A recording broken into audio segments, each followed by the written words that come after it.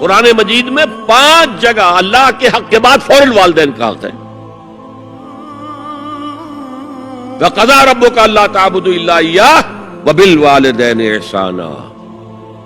تیرے رب نے فیصلہ کر دیا ہے کہ اس کے سوا کسی کی بندگی نہیں کرو گے اور والدین کے ساتھ نیک سلوک کرو گے. اللہ کے حکم کے بعد، اللہ کے حق کے بعد والدین کا حق ہے.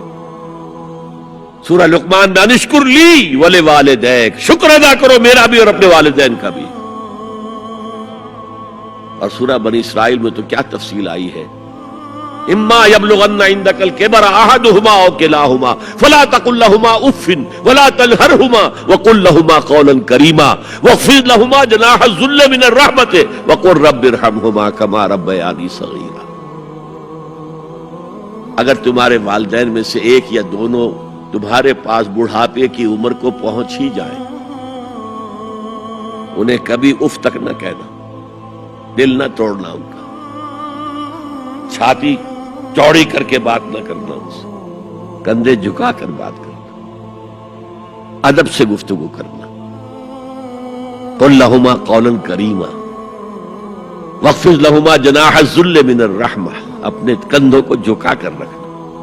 اور پھر کہنا، اللہ سے دعا کرنا، رب ارحمہما کما ربیانی صغیرا، پروردگار میرے ان والدین پر رحم فرمائیو جیسے کہ انہوں نے مجھے پالا تھا جبکہ میں چھوٹا سا تھا.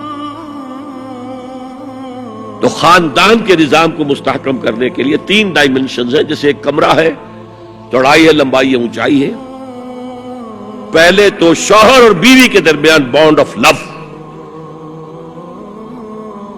اب یہ شوہر اور بیوی پیرنٹس بن گئے ہیں، والدین بن گئے، اولاد آ گئی.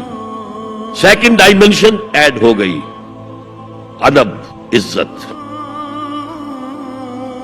اور بہن بھائی ہے، اخوت، جس کو کہ وہ کہہ رہا ہے جی ویلز بھی، فریٹرنٹی.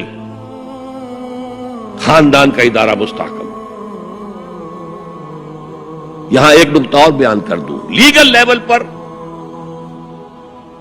بیوی کے حقوق کم ہیں، شوہر کے زیادہ. الرجال قوامون علی النساء، سیدھی سیدھی بات ہے، اور ہمیں ڈٹ کر کہنا چاہیے. یہ اس سے زیادہ معقول بات کوئی نہیں ہے. کسی ادارے کے 2 سربراہ برابر کے اختیارات والے نہیں ہو سکتے. لیکن اخلاقی طور پر جو ماں کا حصہ ہے،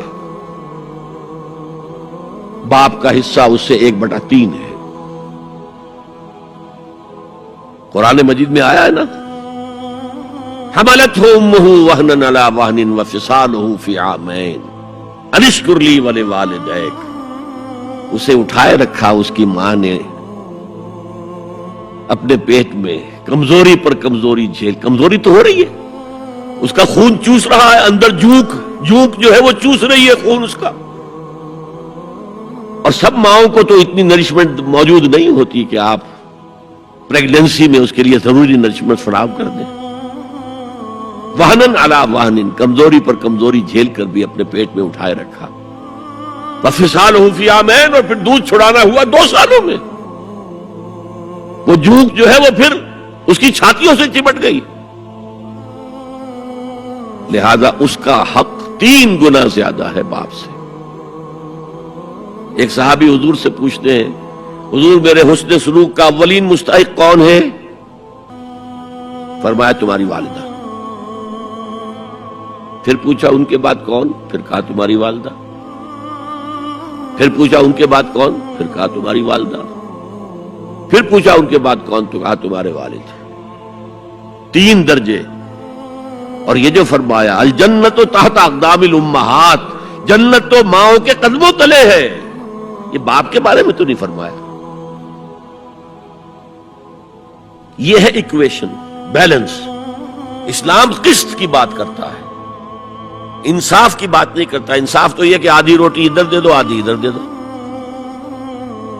انصاف ہے، یہ اچھی چیز ہے. یہ قسط یہ ہے کہ بوجھ اٹھانا ہے تو جو زیادہ قوی ہے اس کو زیادہ بوجھ دو اٹھائے، اور جو کمزور ہے اسے کم بوجھ دو. یہ قسط ہے. تو اسلام نے عورتوں پر ذمہ داریاں کم رکھی، ان کے اختیارات کم رکھے، لیکن اولاد پر حق ماں کا 3 درجے فائق رکھنا.